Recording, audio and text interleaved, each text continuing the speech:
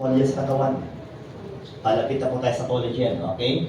At maganda po ito para makaiwas ka sa painful menstruation o mabawasan. Nakita ko yung mga sumasang-ayon? Okay?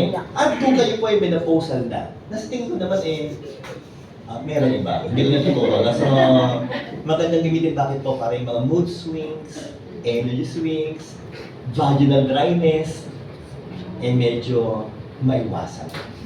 Dok talaga, may naging member tayo, late 50s. Kwento sa akin, Dok, medyo nagda-dry na po yung private parts ng misis. Pero nung ginamit ko ito, ay okay na po. And I was surprised, gano'n na din po doktor. Once a day, 20 years old is good enough. Saka? Hey! Yeah. Okay,